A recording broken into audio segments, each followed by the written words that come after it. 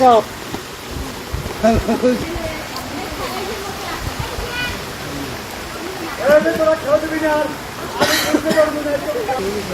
ঠিক আছে।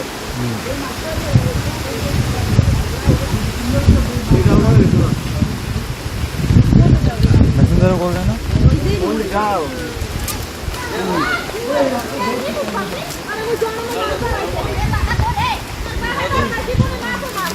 যদি আসলে বরগুনার উপকূলের কথা বলতে গেলে এক প্রকার লন্ডভন্ড হয়ে যায় এই আপনার এই দুর্যোগে এবং এই ঘূর্ণিঝড়ে, এবং বিভিন্ন স্থানে কিন্তু গাছপালা ভেঙে পড়েছে এবং রাস্তাঘাট থেকে কিন্তু মানুষ চলাচল করতে পারতেছে না। যদিও কিন্তু এই উপকূলে কিন্তু রাত 12টা থেকে কিন্তু রেমালের তাণ্ডব শুরু হয় এবং আজ দুপুর নাগাদ কিন্তু আপনার সেটি চলতে থাকে, এবং সেখান থেকে আমরা যেটি দেখেছি যে বিভিন্ন স্থানে কিন্তু গাছের খুঁটি বৈদ্যুতিক খুঁটি ভেঙে পড়েছে এবং বিদ্যুৎ ব্যবস্থা কবে চালু হয় সেটাও কিন্তু ঠিক বলা যাচ্ছে না, এবং মানুষজন কিন্তু রাস্তা থেকে গাছ কেটে সেগুলো সরাচ্ছেন।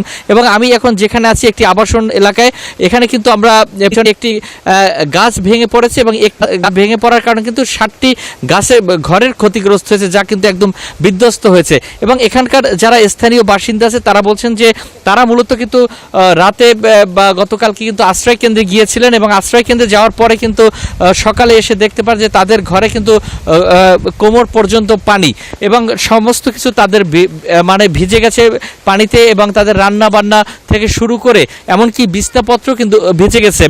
মূলত এক প্রকার দুর্যোগের মধ্যে এখানকার মানুষ রয়েছে, এবং যে পরিমাণ ক্ষয়ক্ষতি হয়েছে সেটি কিছুদিন পরে হয়তো জানা যাবে কি পরিমাণ ক্ষয়ক্ষতি হয়েছে এই উপকূলে। এই ছিল বরগুনা থেকে।